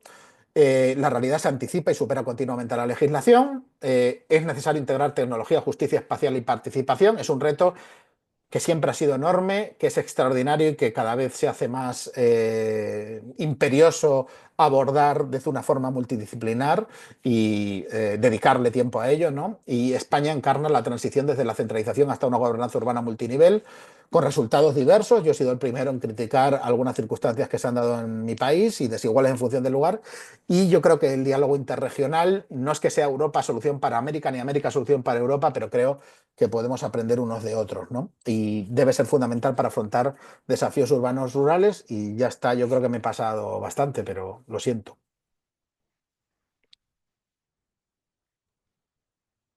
Bueno, excelente. Muchas gracias por la exposición. Primero que nada, felicitaciones y un agradecimiento porque la verdad que la exposición ha superado con creces nuestras expectativas y repito, digamos, es un orgullo, digamos, para nuestra comisión tener como expositor un catedrático de la Universidad de Salamanca.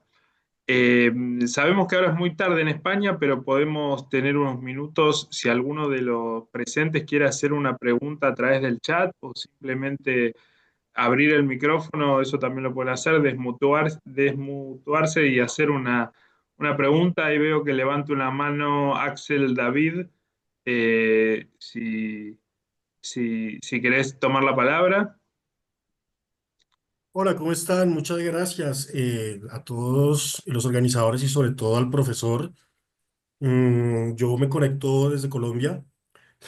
Aquí hubo recientemente una polémica que no se ha dilucidado porque el Ministerio Nacional de Medio Ambiente expidió un proyecto de resolución para determinar unos lineamientos ambientales para la sabana de Bogotá.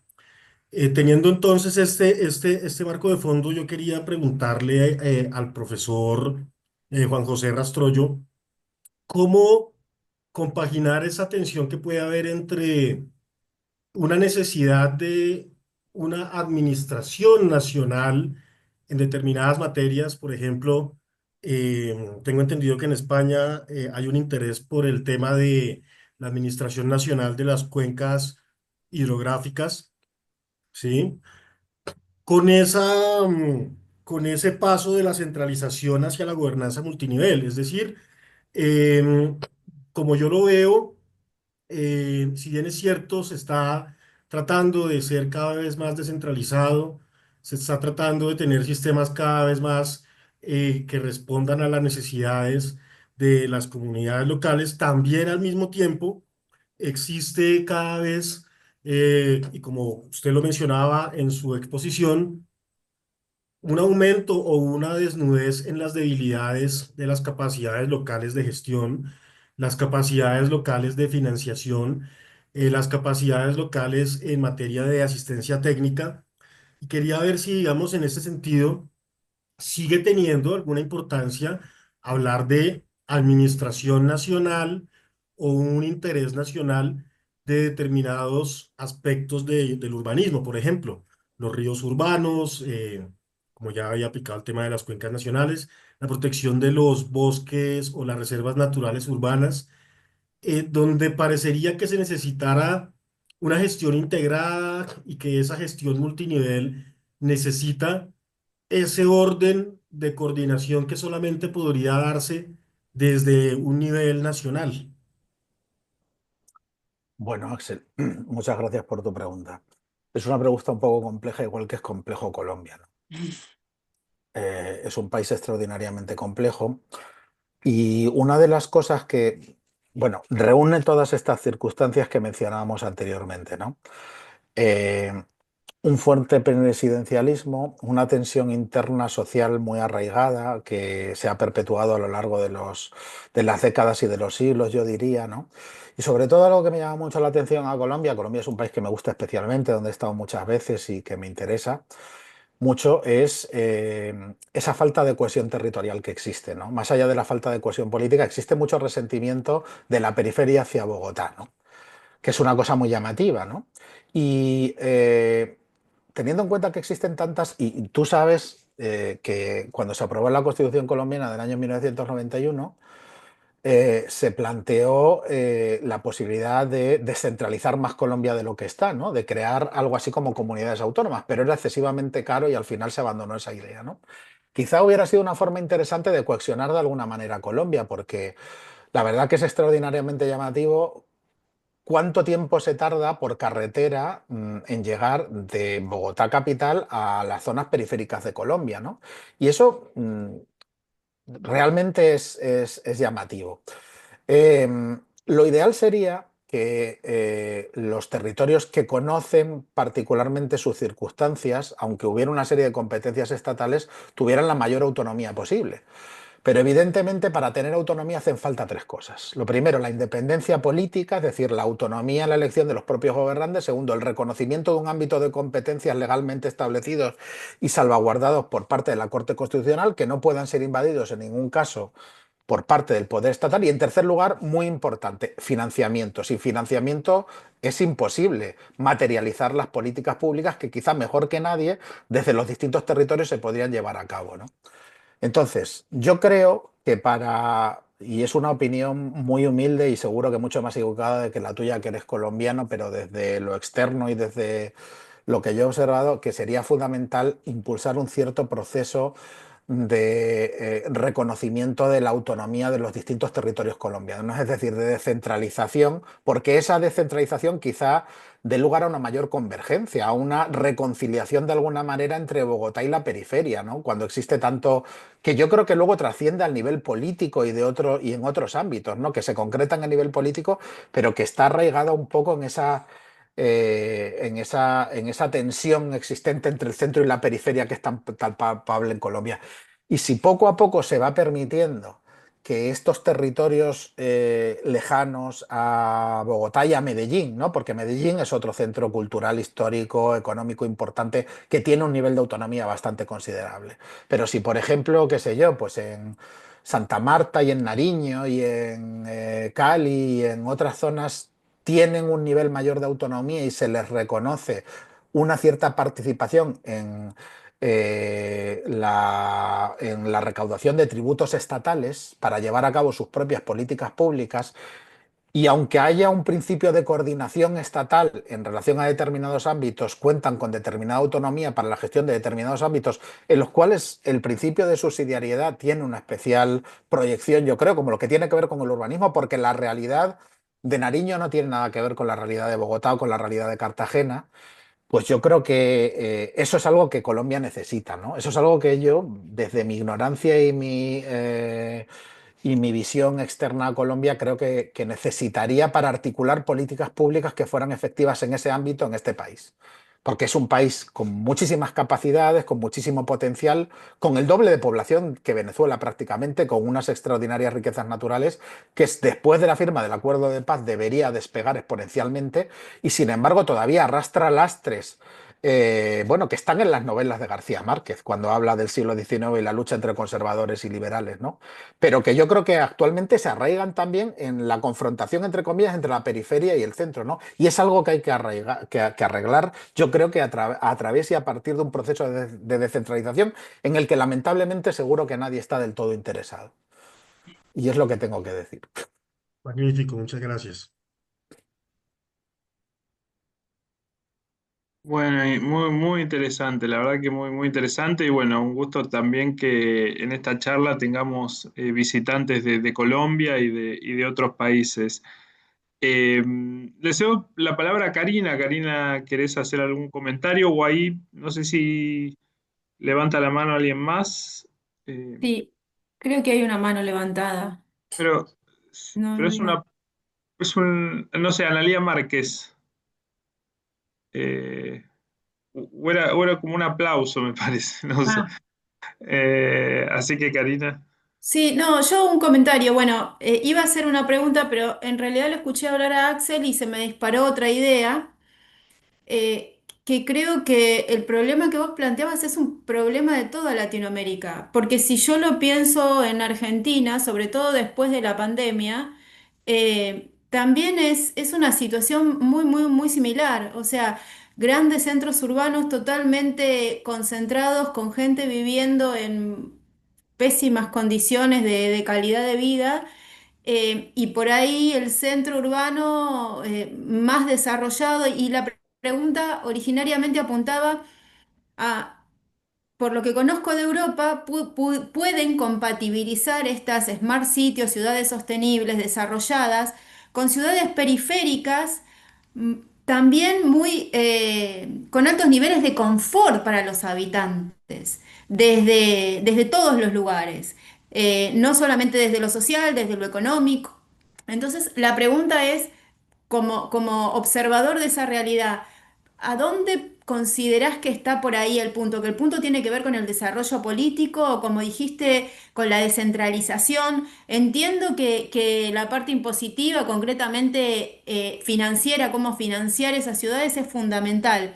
Pero al mismo tiempo creo que los países de América Latina, y en este caso te hablo de Argentina, tienen una carga impositiva altísima con distribución de competencias tributarias también para las provincias, y sin embargo tres o cuatro provincias consiguen quizás estándares de vida más acordes a lo que pagan de impuestos, y el resto siguen con una calidad de vida muy deficiente en todo lo que tiene que ver este desarrollo, ¿no?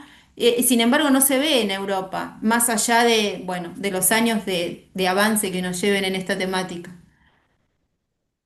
Bueno, gracias Karina por la observación. Yo lo que creo en ese sentido, bueno, no hay que pensar que simplemente a través del incremento de la carga impositiva se consigan No. resultados, ni mucho menos, ¿no?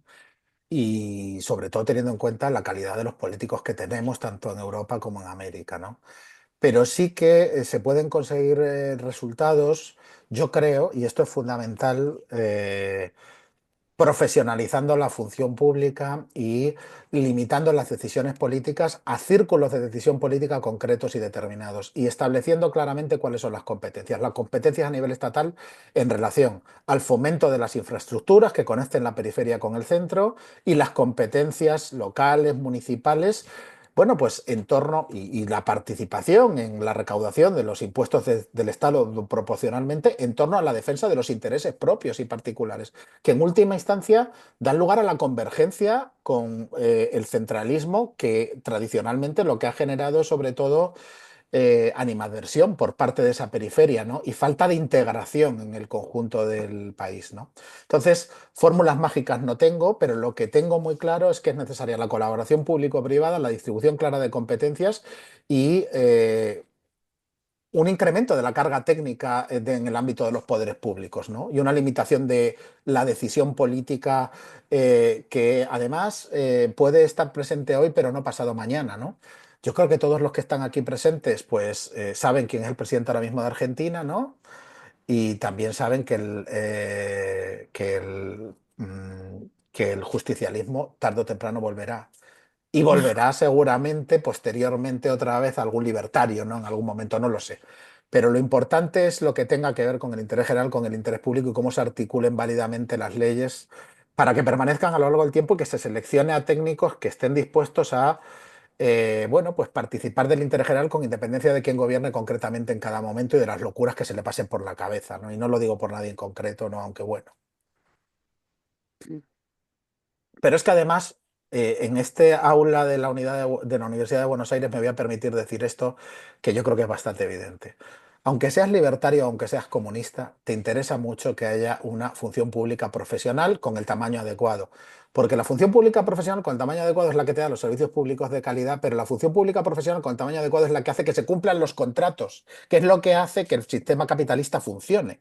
Si no, no existe seguridad jurídica, ni. Entonces, bueno, creo que eso es algo, eso es un punto de partida importante, me parece. Para Argentina también, que es un país que, pese a lo desarrollado que es en muchos aspectos y a la calidad de los recursos humanos que tiene, tampoco tiene una función pública profesional como debería tenerla, en mi opinión, según los índices internacionales. Entonces yo creo que es eso, o sea, se trata de que el Estado haga lo que tiene que hacer a partir de sus propias competencias y que eso esté negro sobre blanco en la propia Constitución, el fomento de las infraestructuras, la conexión del centro con la periferia. Argentina no puede ser la historia de la guerra entre las provincias y la ciudad de Buenos Aires.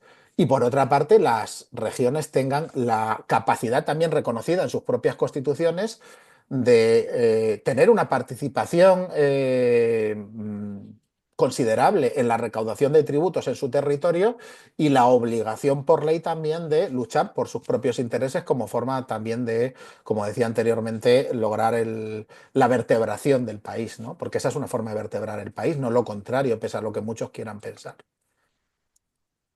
Bueno, muchísimas gracias. Entonces, yo también repito que está abierto a quien quiera que quiera participar. Yo lo que le quería preguntar a usted, en base a la experiencia española, cuando mencionó las leyes españolas sobre vivienda social, y de afuera parece que hay un gran conflicto entre los intereses del urbanismo, los intereses de los constructores, los especuladores, y las leyes de vivienda social. ¿Hay alguna compatibilidad posible? ¿Son dos líneas que van por separado? ¿Hay alguna experiencia exitosa de solución de esos problemas? ¿Qué nos puede decir usted de eso? Eso es extraordinariamente complicado, porque yo creo que experiencias exitosas como tal de vivienda social en este país, pues muy limitadas, ¿no? Porque la vivienda social tiene una vigencia, por decirlo de alguna manera, de un determinado tiempo, luego ya aparece, luego ya y como son bienes de inversión, pues luego se vierten, por decirlo de alguna manera, en el mercado y entonces ya todo el papel social que han tenido durante mucho tiempo desaparece. Y luego, bueno, pues el valor que tengan las viviendas de determinados barrios también va variando con el paso del tiempo y aparece el elemento especulador en un momento bastante imprevisto. Y todo lo que suena a regulación suena a comunismo, ¿no? Y eso también es un problema que hay que evitar, porque hay gente que le tiene cierta aversión a esto, ¿no? Yo, desde luego, ni soy comunista, ni me interesa el comunismo, ni nada por el estilo, pero lo que tengo claro es que el urbanismo es un mercado regulado en el que hay que tener en cuenta los parámetros en base a los cuales hay que actuar.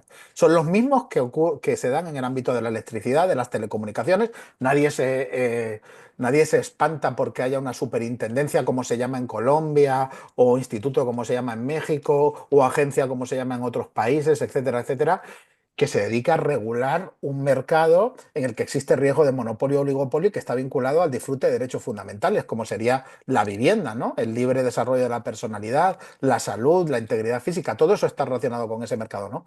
Lo importante es que sea un órgano regulador independiente en la medida de lo posible, ¿no? Y desgraciadamente la municipalidad y el ayuntamiento no lo es. Entonces, si consiguiéramos, sí que se ha conseguido, por ejemplo, en España, que haya agencias sancionadoras que llevan a cabo todo lo que tiene que ver con la sanción, que actúan a nivel autonómico y son órganos técnicos independientes. Pues si consiguiéramos de alguna manera que este mercado del urbanismo a nivel local estuviera dirigido por un órgano independiente y técnico en la medida de lo posible y no tanto político, pues seguramente podríamos conseguir que, bueno, pues que ese mercado se solucionara de alguna manera con esta y otras medidas, ¿no? Y que no estas medidas como la vivienda social o los patrimonios públicos del suelo que existen en España fueran medidas que tuvieran un efecto tan limitado en el tiempo, ¿no? Que al final tienen el efecto limitado en el tiempo porque el ayuntamiento pasado mañana con otro gobierno decide que eso ya no es así, ¿no? Por ejemplo, ¿no? Entonces, bueno, esto es lo complicado, ¿no? Muy bien. Bueno, muchísimas gracias.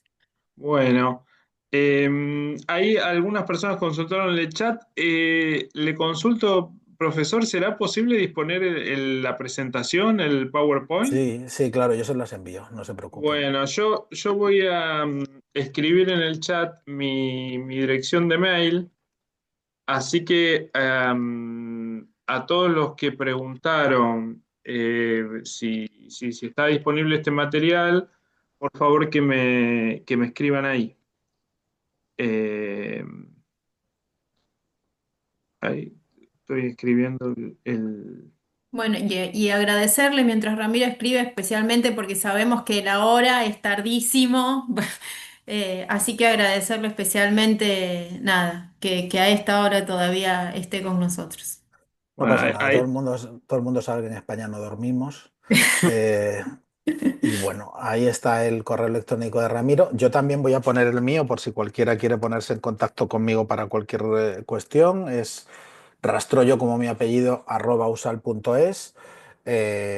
Si quieren le piden a él la presentación, si quieren me piden a mí información o cualquier tipo de documentación y nada, encantado de estar con ustedes esta noche, ha sido un placer y nada, a su disposición para cualquier otra cosa que necesiten. Les espero por Salamanca, si vienen por esta ciudad en algún momento, pues estaré encantado de saludarles en la Facultad de Derecho.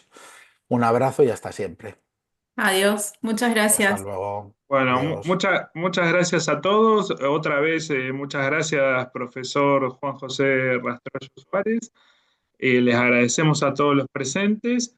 Yo ahí dejé anotado mi mail, si lo ven en el chat, también lo dejó el profesor.